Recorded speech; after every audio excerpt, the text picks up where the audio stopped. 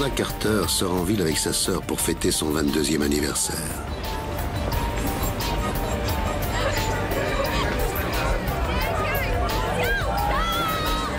Mais l'euphorie fait bientôt place à la peur lorsqu'Amanda ne rentre pas chez elle. D'après la description qu'on a eue, le chauffeur avait une tête de porc. Elle avait les mains attachées au-dessus de la tête, comme ça. C'était un suspect des plus sérieux. Combien y avait-il de chances pour que plusieurs hommes roux et barbus se trouvent à Hobart ce soir-là? On s'est dit qu'il finirait par faire une erreur ou que quelqu'un le dénoncerait. Prouvez-le. Et si vous pensez que je suis coupable, arrêtez-moi. Et si ce n'était pas Amanda, où était-elle allée? Quand on lui a demandé s'il avait eu des rapports sexuels, il a répondu non. Il nous a dit que ses deux filles étaient sorties le samedi soir pour fêter les 22 ans d'Amanda, que la famille était très soudée et qu'Amanda, Debbie et Brenton vivaient encore à la maison. C'était vraiment un environnement idéal pour grandir. C'était une famille chaleureuse et très soudée. Généralement, on ne s'inquiète pas quand une jeune femme de 22 ans ne rentre pas à la maison, mais selon eux, elle rentrait toujours. On a fouillé dans ses affaires pour voir s'il manquait des vêtements, un sac, des livres ou quelque chose indiquant qu'elle serait partie avec l'intention de ne pas rentrer de la nuit. Mais on n'a rien trouvé. L'alerte a donc été donnée très tôt et ça ne ressemblait pas à un cas de disparition ordinaire. La police s'empresse de retracer les derniers déplacements de la jeune femme. Sa sœur Debbie nous a dit qu'elles étaient allées dans différents bars, qu'elles en avaient bien profité et qu'elles avaient beaucoup bu. Et après minuit, elles sont allées au Hope & Anchor. Mais Debbie ne se souvenait plus très bien de ce qu'elle avait fait, avec qui elle était, ni où était sa sœur. Beaucoup de gens ont parlé à Amanda Carter, mais rien ne laissait penser qu'elle allait faire quelque chose d'inhabituel. Tous ceux qui la connaissaient pensaient qu'elle allait prendre un taxi. C'était généralement ce qu'elle faisait.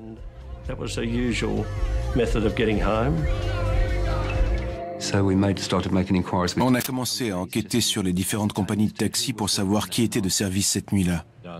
Je conduisais le taxi 99 dans les environs de Hobart. C'était une nuit assez chargée. J'ai dit à la police que j'avais vu quelqu'un assis sur le pas de la porte du vieux bâtiment d'une compagnie d'assurance entre 2h45 et 3h du matin. D'autres chauffeurs de taxi disent avoir vu cette même jeune femme. Personne ne pouvait certifier que c'était Amanda Carter, mais beaucoup nous ont dit qu'elle lui ressemblait et que c'était la station de taxi où elle avait l'habitude d'aller.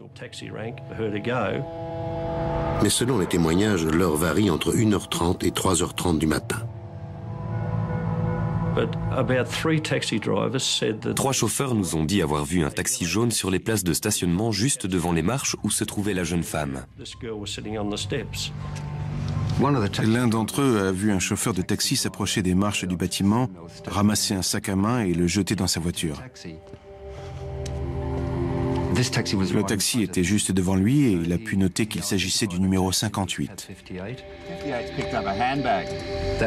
C'était une piste qu'on voulait à tout prix exploiter parce qu'Amanda avait son sac avec elle. Il y avait donc une chance pour que ce sac soit le sien. Un chauffeur nous a même dit qu'il y avait une chance pour que la jeune femme des marches soit montée dans le taxi. Et si c'était le cas, ça voulait dire qu'il devenait très urgent de retrouver ce véhicule. Amanda Carter a disparu depuis 24 heures. Et rien ne laisse penser qu'elle est fuguée. Alors, que s'est-il passé dans la nuit du 27 juillet 1980 ? Amanda, qui avait beaucoup bu dans les bars en compagnie de sa sœur, s'est volatilisée sans explication. Pour toute information, les enquêteurs savent maintenant qu'entre 1h30 et 3h30 du matin, une jeune femme lui ressemblant a été aperçue assise sur les marches d'un vieux bâtiment du centre-ville à proximité d'une station de taxi qu'Amanda avait l'habitude de fréquenter. Ils ont découvert également que cette femme est peut-être montée à bord d'un taxi jaune dont la plaque d'immatriculation se terminait par 58.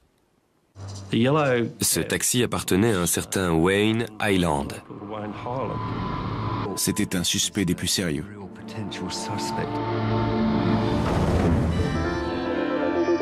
Cela fait 48 heures qu'Amanda Carter a disparu. La police a déjà retrouvé ce qu'elle pense être son sac à main dans le coffre d'un taxi. Le véhicule est aussitôt saisi et son chauffeur interrogé. On a parlé à Highland au commissariat. Il nous a dit que dans la nuit de samedi à dimanche, il avait rencontré une jeune femme assise sur des marches en face de la poste et qu'il lui avait demandé si elle avait besoin d'un taxi. Mais elle lui aurait répondu qu'elle attendait un ami. Il nous a dit qu'il était donc remonté dans son taxi, qu'il était allé à la station de Murray Street, où il a conduit une cliente jusqu'à Windermere.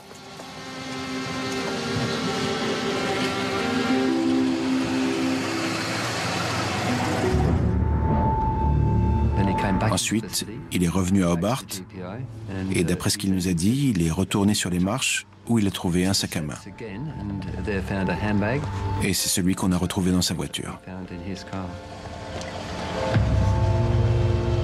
Il n'a pas pu nous dire avec certitude s'il s'agissait d'Amanda Carter, parce qu'il ne la connaissait pas. Mais d'après la description qu'on lui avait donnée, il a dit que ça pouvait être elle.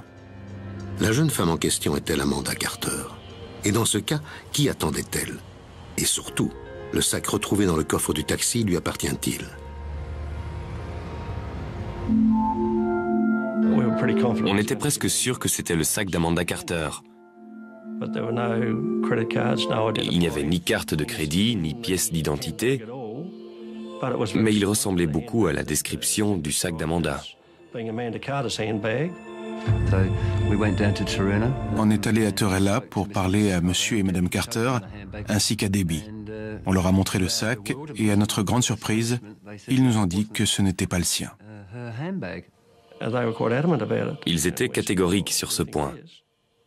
On leur a dit qu'on était quasiment sûr que c'était le sien, mais ils n'ont pas hésité une seconde. Ils connaissaient son sac et ça, ce n'était pas celui d'Amanda.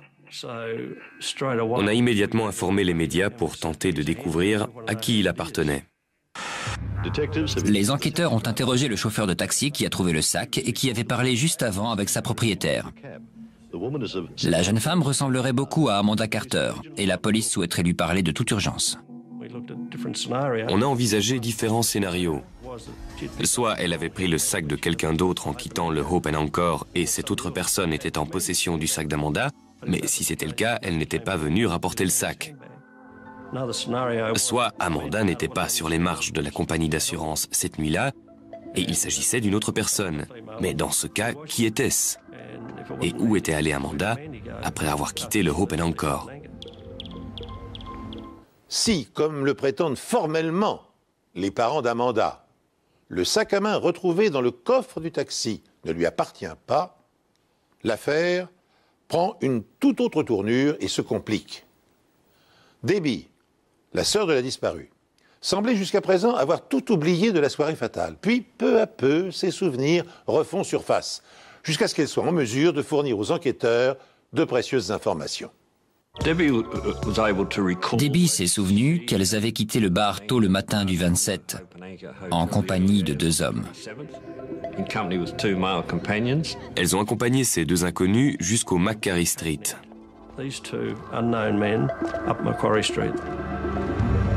On pense qu'elles marchaient séparément. Amanda avec l'un des deux hommes et Debbie avec l'autre.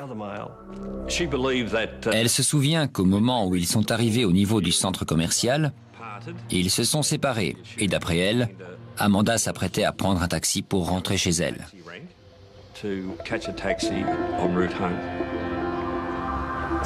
Il était indispensable d'identifier ces deux hommes, parce qu'Amanda avait pu partir avec l'un d'entre eux et il était peut-être responsable de sa disparition. On a eu différentes descriptions, mais on sait qu'ils avaient dans la vingtaine et que l'un d'entre eux était barbu. D'une certaine façon, on a eu de la chance, parce que l'un des deux avait une barbe rousse. Alors on s'est immédiatement adressé aux médias pour diffuser un portrait robot de ces hommes. D'après ce qu'on savait, elle pouvait très bien être partie avec ces hommes et ne jamais être allée à la station de taxi. Ou alors, elle pouvait être allée jusqu'à la station de taxi avant de décider de repartir avec l'un de ces hommes. Et elle était peut-être encore avec eux. Il s'agit peut-être de l'homme qu'Amanda attendait à la station de taxi, mais comme la propriétaire du sac à main, l'homme barbu ne se manifeste pas. Hier soir, le Standard de la police a été assailli par des appels suite à la déclaration du procureur général Brian Miller. Il a annoncé qu'une récompense de 10 000 € serait offerte pour la moindre information sur Amanda Carter. D'étranges rumeurs commencent à circuler. Amanda apparaît soudain aux quatre coins du pays. On nous a dit qu'elle était peut-être partie à Cairns avec un ex-petit ami. Certains disaient que c'était une droguée. D'autres nous ont dit qu'elle était à Swansea, sur la côte est de la Tasmanie, dans un camion de transport de bois. Elle serait partie dans le Queensland avec des motards. On a eu des tas d'appels nous disant où se trouvait Amanda. Et même si ce n'était que des informations farfelues, il fallait tout explorer et dans un sens, on était à chaque fois soulagé de ne rien trouver. Le père d'Amanda, Don Carter, est désespéré. Si vous savez quelque chose ou que vous avez vu la moindre chose inhabituelle ce soir-là, n'hésitez surtout pas à appeler la police. Vous avez des informations? Après 6 jours d'enquête, on a reçu un appel anonyme disant que 3 criminels avaient quitté l'État le jour de la disparition d'Amanda. Ce témoin nous disait qu'Amanda était partie avec eux et que les hommes en question étaient en liberté conditionnelle et qu'ils ne s'étaient pas présentés chez leur contrôleur judiciaire le lundi suivant.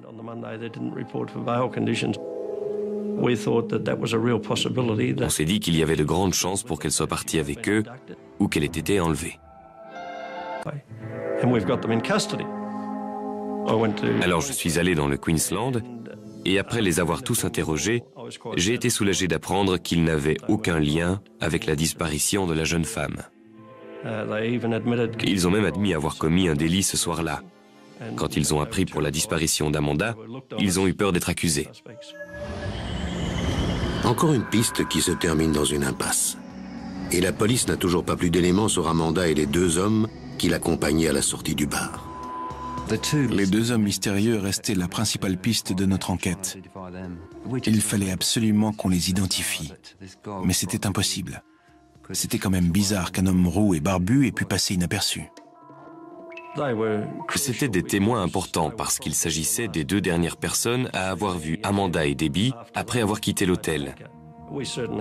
Et ça nous inquiétait parce que s'ils n'avaient rien à cacher, pourquoi ne venaient-ils pas se présenter? La piste des 3 fugitifs ayant abouti à une impasse, les policiers approfondissent leurs premières hypothèses.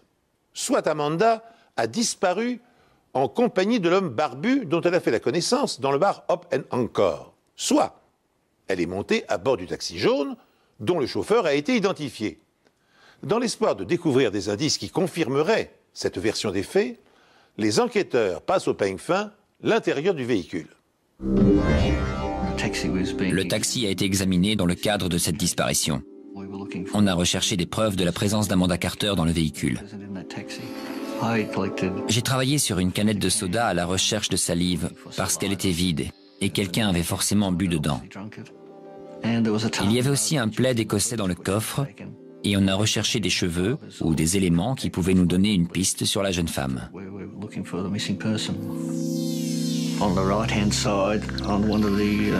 Sur la roue arrière droite, il y avait comme un bout de roseau. On n'a rien trouvé qui puisse lier Amanda Carter à ce taxi. Mais au milieu de la banquette arrière, les experts de la police scientifique ont remarqué une tache. Et quand on leur a demandé ce que c'était, ils nous ont répondu que c'était du sperme. On en a donc déduit que soit un homme s'était masturbé sur la banquette arrière, soit qu'il y avait eu un rapport sexuel. Les scientifiques nous ont dit que les taches étaient récentes, parce qu'il y a beaucoup de passages dans un taxi, et les taches auraient fini par disparaître. Il nous fallait des explications. On a interrogé Hyland à ce sujet. On lui a demandé s'il avait eu des rapports sexuels ou s'il s'était masturbé sur la banquette arrière, mais il a dit non. Il nous a dit qu'il était le seul à conduire ce taxi. Il y avait donc de grandes chances pour que ce soit lui. Il fallait donc qu'on obtienne son groupe sanguin. On lui a demandé de nous fournir un échantillon de sang, mais il a refusé, chose qu'il avait le droit de faire. Cette tâche et le manque de coopération d'Hyland éveillent des soupçons. Mais Hyland a un alibi. Tôt le dimanche matin, il conduisait une dernière cliente à Windermere.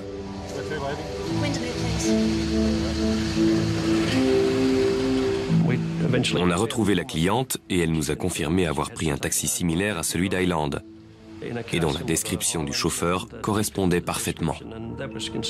Cela innocentait et il fallait qu'on trouve d'autres pistes. Un nouveau portrait robot a été diffusé par la police dans l'espoir que cet homme puisse apporter des précisions aux déclarations de Debbie. Après plus d'une semaine de recherche, la police se dit frustrée et complètement dépassée par cette disparition. L'attention des enquêteurs se tourne une nouvelle fois vers Debbie, la petite sœur d'Amanda. Debbie était traumatisée. Bien sûr, ce n'était pas sa faute, mais elle s'en voulait. Si elles étaient restées ensemble, sa sœur serait encore là.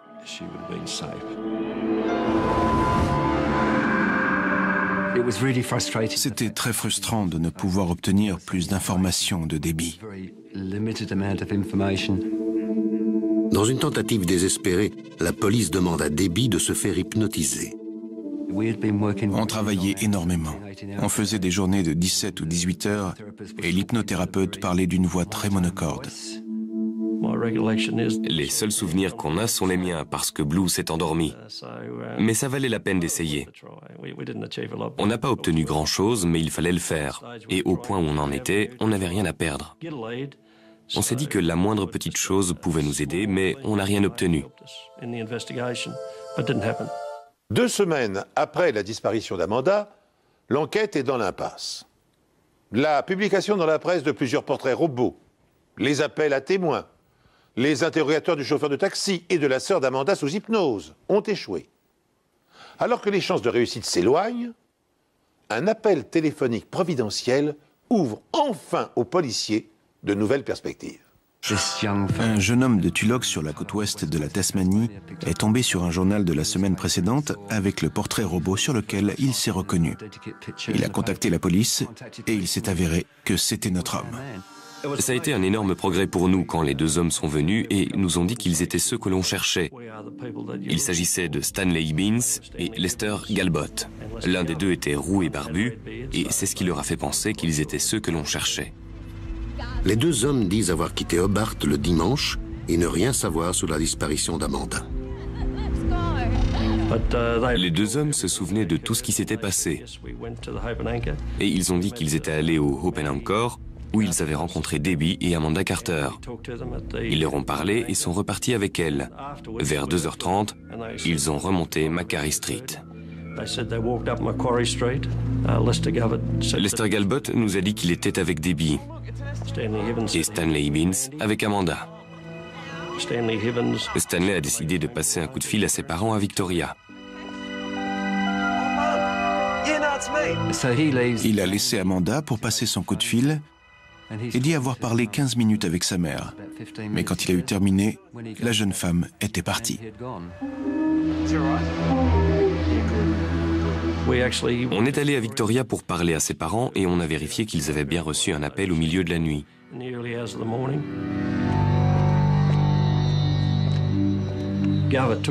Lester Galbot a pu nous en apprendre davantage parce qu'avant de quitter la poste, il a parlé à Amanda. Il l'a aperçue de l'autre côté de la rue et à ce moment-là, elle attendait un taxi pour rentrer.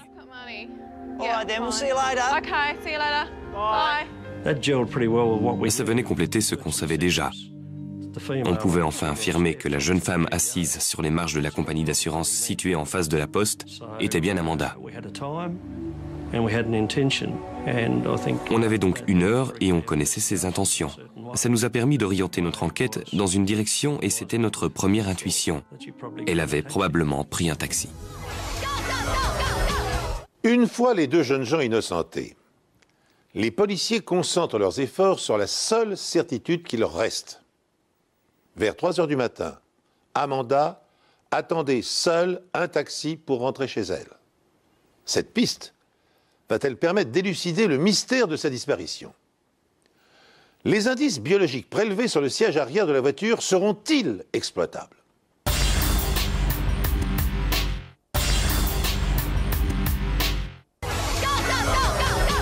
Amanda Carter fête son 22e anniversaire quand elle décide de quitter sa sœur et les 2 garçons qui les accompagnent pour prendre un taxi vers 3 heures du matin.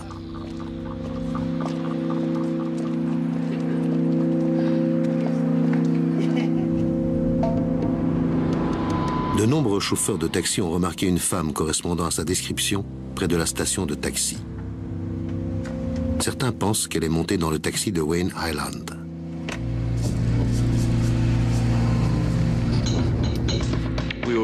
On savait qu'Highland avait déjà été arrêté pour agression, vol, cambriolage, mais rien de très sérieux.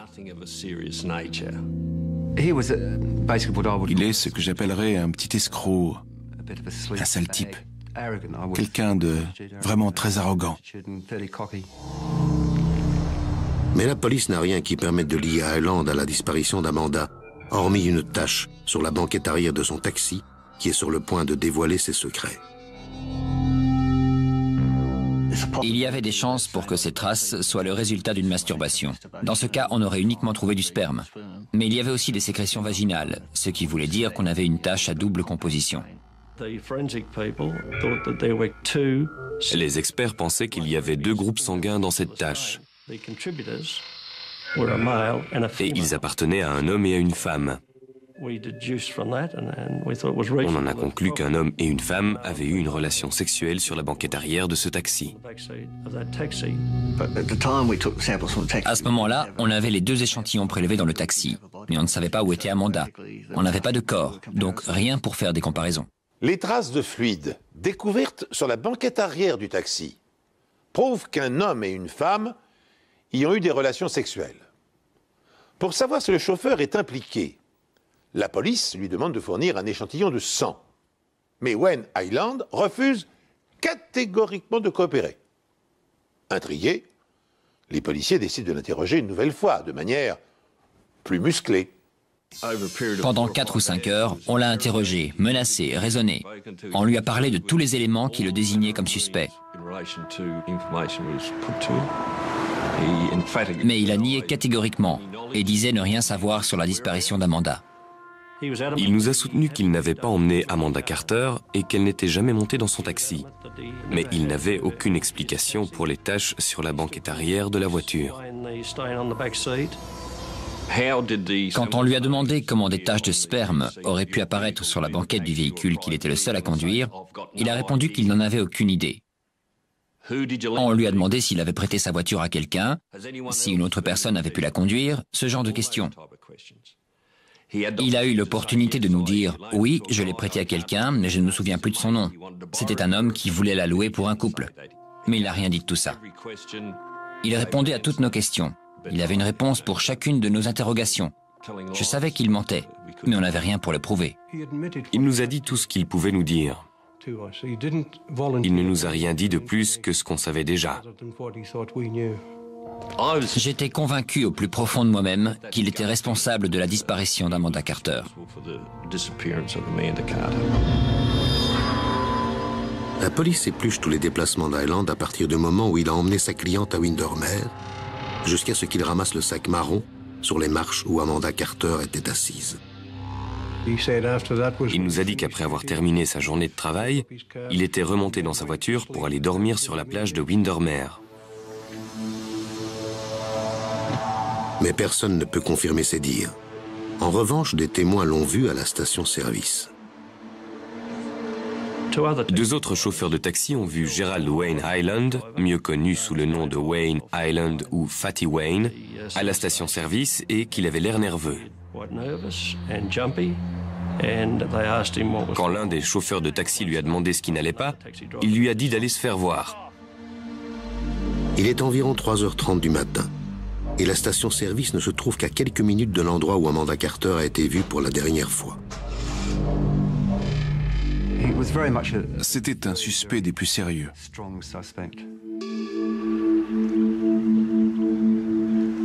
Et puis, le 11 septembre, en fin d'après-midi, j'ai reçu un appel me disant qu'un corps avait été retrouvé. C'était le corps d'une jeune femme et j'ai immédiatement pensé que c'était celui d'Amanda Carter. Le corps a été retrouvé par des pêcheurs hier en fin de journée au bout d'une route sans issue. Riverside Drive longe la rivière Derwent et le corps se trouvait près de Bridgewater, à environ 20 km du bureau de poste d'Hobart, où Amanda Carter a été vue pour la dernière fois il y a 45 jours. Le corps était face contre terre et il est impossible qu'il ait atteint cette zone par la rivière, ce qui veut dire que quelqu'un l'a amené jusqu'ici. Le niveau de la rivière était bas et le corps était au sec. Elle avait les mains en l'air et la tête penchée de cette façon, comme si quelqu'un l'avait traînée par terre. Elle était à moitié déshabillée, ce qui indiquait qu'il y avait peut-être eu agression sexuelle. Aux premières lueurs du jour, les experts de la police scientifique commencent une enquête approfondie. La police doit attendre la marée haute pour ramener le corps. Le corps a été placé dans l'ambulance et conduit à la morgue du Royal Albert Hospital. Un ami de la famille est venu pour l'identification et il a dit que c'était bien Amanda Carter. On a reçu le rapport du médecin légiste et elle avait une blessure à la bouche, ce qui veut dire qu'elle avait reçu un coup de poing au visage. Elle a probablement été assommée. Il y avait aussi des marques de strangulation. Mais la strangulation n'est pas la cause de la mort. Amanda Carter s'est noyée. En respirant sous l'eau, elle a inhalé des organismes appelés diatomées qui ont été retrouvés au cours de l'autopsie. Mais est-ce un accident ou un meurtre?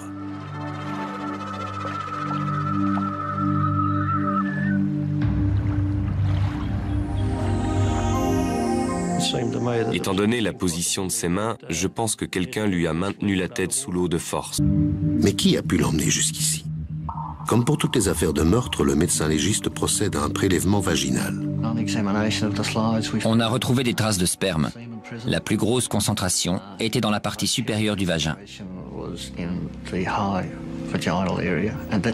Et ce n'est pas surprenant, parce qu'elle était sur le ventre, et les mouvements de l'eau n'ont pas pu atteindre cette partie qui était protégée par des poches d'air. Et c'est pour cette raison qu'on a pu obtenir ces preuves. Parvenu à ce point de notre récit, sachez que 2 dates sont importantes dans l'histoire médico-légale. En 1901, un médecin allemand réussit à prouver que les albumines de chaque sorte de sang sont différentes. Il devient dès lors possible de différencier sans risque d'erreur sang humain et sang animal, et de confondre maintenant les suspects qui prétendent que les taches de sang retrouvées sur leurs vêtements proviennent d'un poulet ou d'un lapin et non d'une victime humaine. En 1986, l'analyse de l'empreinte génétique, découverte 1 an plus tôt par le professeur Alex Jeffreys, est appliquée pour la première fois à une affaire criminelle. Pour élucider un double meurtre, la police anglaise prélève des échantillons d'ADN auprès de 3600 hommes dépourvus d'alibi et parvient à confondre le coupable.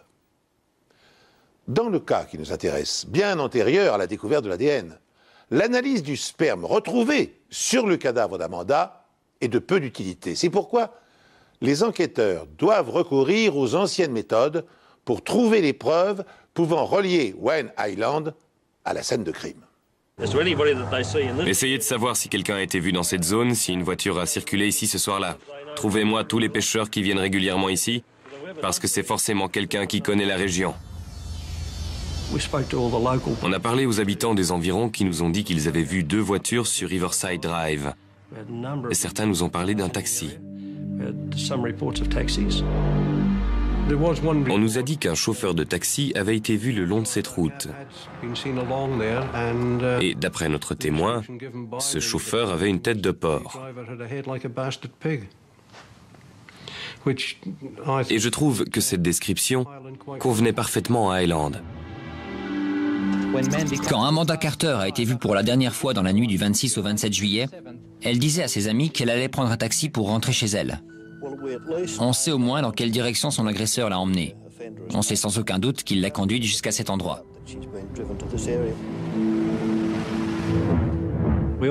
On a également beaucoup étudié la voiture d'Hyland.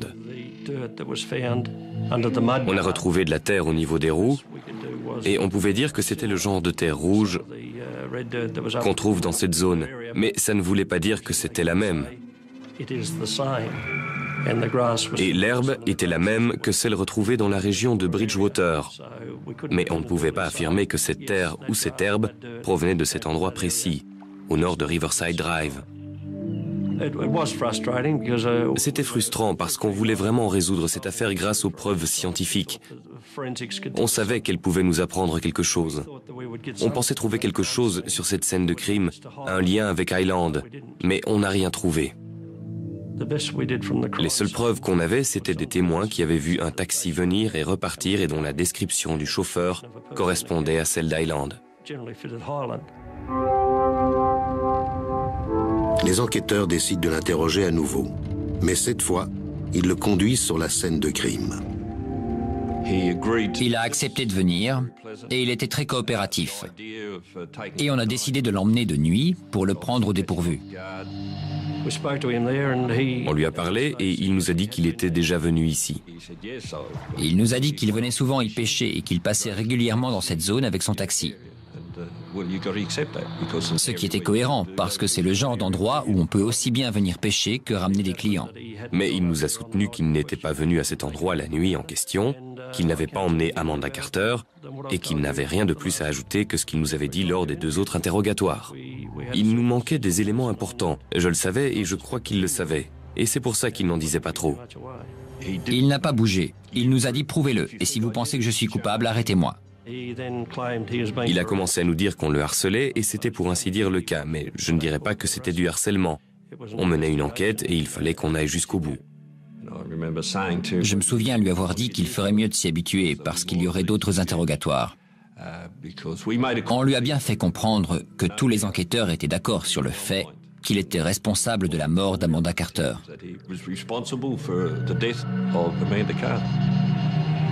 Après 8 mois d'enquête, la police se concentre principalement sur les traces de sperme retrouvées sur la banquette arrière du taxi.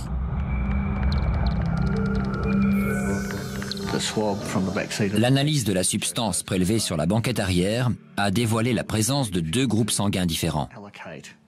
L'un du groupe A et l'autre du groupe B. Mais il était difficile de savoir lequel appartenait à l'homme et lequel appartenait à la femme. D'après l'autopsie, Amanda Carter est de groupe sanguin A. Mais les globules rouges ont été endommagés et les résultats sont faussés. Afin de déterminer si Amanda Carter était bien de groupe A, on s'est intéressé au groupe sanguin de la famille. Et on a pu en conclure, avec une forte probabilité, qu'elle était bien de groupe A.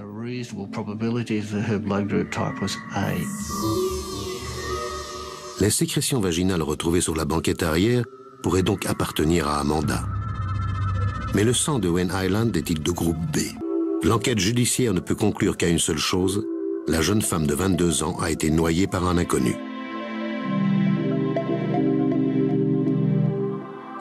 On a placé les prélèvements au congélateur et on s'est remis au travail pour tenter de trouver la preuve qui pouvait nous donner raison. On était vraiment découragés. On n'avait pas pu résoudre l'enquête. On connaissait tous assez bien la famille et on leur disait constamment qu'on y arriverait. On savait qui avait commis le crime et on était persuadé de pouvoir résoudre l'enquête. Mais à ce moment-là, on n'avait rien résolu du tout. Il faudra 12 ans pour que les choses évoluent. Le commissaire Prince et son adversaire vont une nouvelle fois s'affronter. Après avoir passé la soirée dans un bar pour fêter son anniversaire, Amanda Carter n'est jamais rentrée chez elle. 6 semaines plus tard, son corps est retrouvé sur les berges de la rivière Rwent. La police n'a aucun doute. Wayne Hyland est responsable de sa mort. Les taches retrouvées sur la banquette arrière de son taxi suggèrent qu'Amanda est montée dedans, mais rien ne permet de le prouver avec certitude.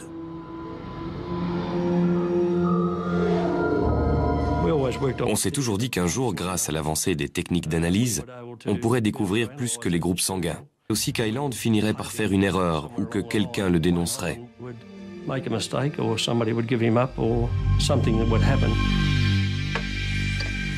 Et ce vœu va bientôt être exaucé. Une dizaine d'années après le meurtre d'Amanda Carter, les sciences médico-légales connaissent une révolution. On a découvert ce qui s'appelle l'ADN, et la police britannique l'avait utilisé dans des affaires criminelles. Ça vous donne bien plus qu'un groupe sanguin. C'est une sorte d'empreinte génétique. C'était très excitant pour nous parce qu'on s'est dit que ça pouvait peut-être nous apprendre à qui appartenaient les sécrétions qu'on détenait. Les prélèvements effectués sur la tache et le sang d'Amanda Carter sont extraits du congélateur et transmis à un expert travaillant à Melbourne pour des tests approfondis. Pourra-t-il enfin résoudre cette affaire? Les résultats qu'il a obtenus ont démontré qu'Amanda Carter avait bel et bien été dans cette voiture.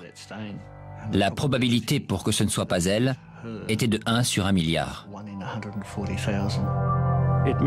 Statistiquement parlant, il y avait une très forte probabilité pour que ce soit son ADN sur la banquette arrière. En d'autres termes, on savait qu'elle était montée dans ce taxi. C'était extraordinaire. Après toutes ces années, on tenait peut-être notre homme.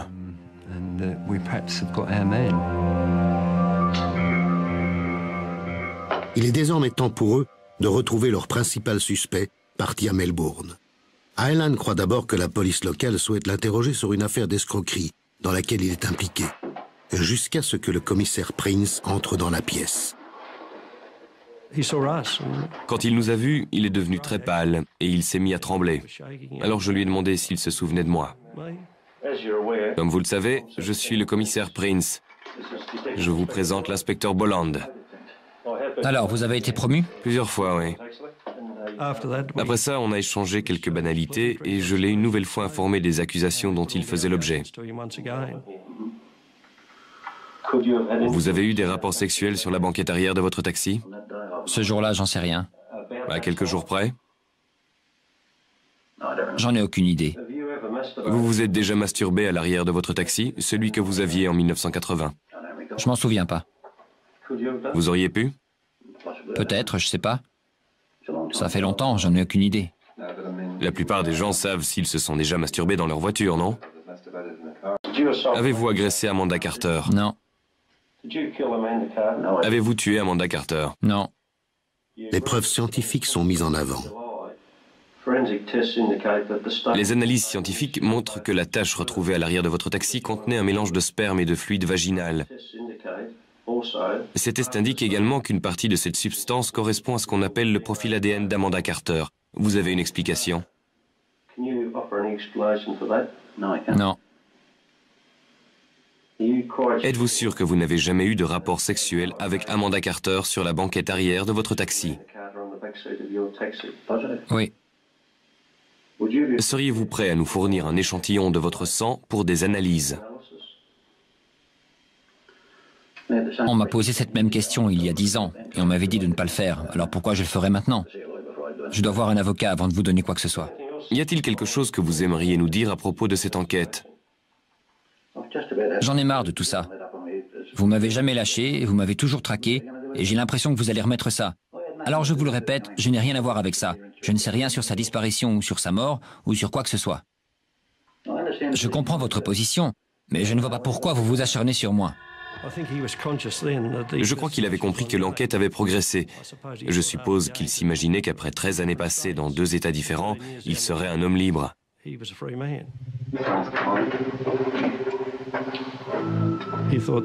pensait que la police ne le poursuivrait plus et qu'il était parti suffisamment loin. Mais il s'était trompé. À la fin de la journée, on l'a inculpé et ramené en Tasmanie.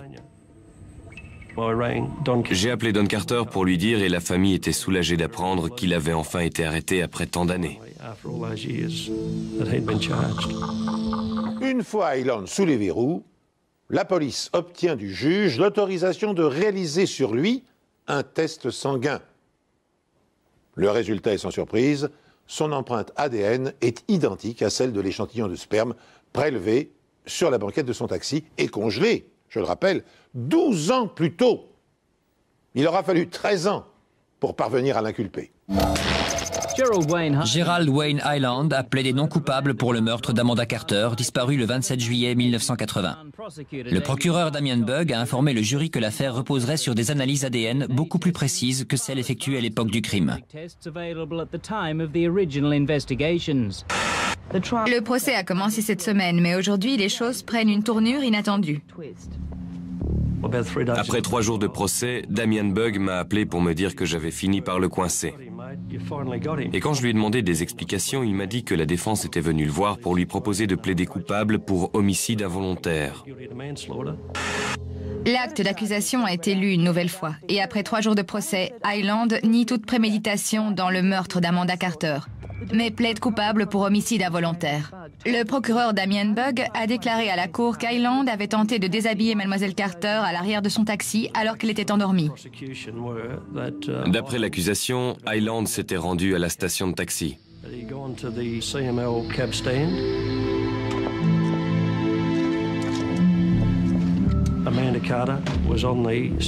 Amanda était assise sur les marches, elle est montée dans son taxi et elle s'est endormie.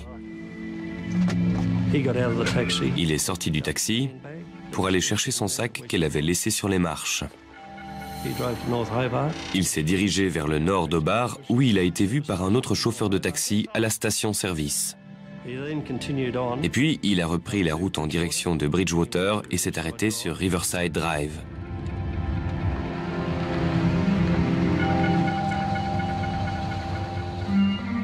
Une fois là-bas, il l'a violée sur la banquette arrière de son taxi.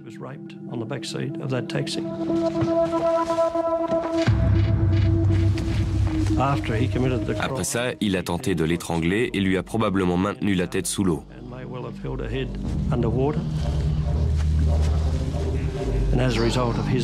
Amanda Carter a fini par mourir noyée et Hyland a reconnu les faits. Wayne Hyland est condamné à 6 ans de prison pour viol et 10 ans pour homicide involontaire. Quand on se retrouve impliqué dans une affaire comme celle-ci, ça devient quelque chose de personnel. Ça fait partie de vous. Et c'était une grande satisfaction pour nous d'avoir enfin notre homme. Je me suis entretenu avec Mademoiselle Carter. Comme vous pouvez l'imaginer, c'est un grand soulagement pour elle, mais elle n'a pas voulu s'exprimer devant les médias. Néanmoins, je suis sûr que c'est une grande satisfaction pour toute la famille de voir cette affaire enfin close. Malheureusement, Don Carter est mort juste avant le procès et il n'a jamais su qu'Hyland avait été condamné pour meurtre. Et c'est bien dommage.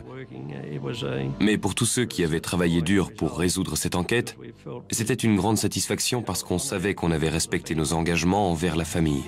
Mais en 2001, après 8 ans de réclusion pour le viol et le meurtre d'Amanda Carter, Gerald Wayne Hyland obtient sa remise en liberté conditionnelle après avoir effectué seulement la moitié de sa peine. Face à l'indignation de la famille de la jeune femme, et de la population d'ailleurs, la décision est suspendue. Les mois de protestation des familles de victimes ont porté leurs fruits. La loi sur les conditions de remise en liberté conditionnelle a été changée. Mais il est trop tard en ce qui concerne Hyland, puisque les nouvelles conditions plus restrictives ne s'appliquent pas aux anciennes condamnations. Il est quand même libéré. Je trouve que 8 ans de prison pour avoir pris la vie d'une personne, c'est vraiment dérisoire. Aujourd'hui, il est en liberté, mais Amanda, elle, est morte. Cependant, le ministère de la Justice de Tasmanie décide de jouer la transparence et publie le communiqué suivant. Monsieur Hyland, un homme intelligent et plein de ressources, a eu une attitude positive durant sa détention. Il a travaillé dur et s'est montré poli et bien élevé. Mais il n'a témoigné aucun remords par rapport à son crime et aucune compassion pour sa victime. Je vous laisse le soin d'apprécier ce commentaire. Merci de nous être fidèles. Rendez-vous bientôt sur cette antenne pour une nouvelle enquête impossible.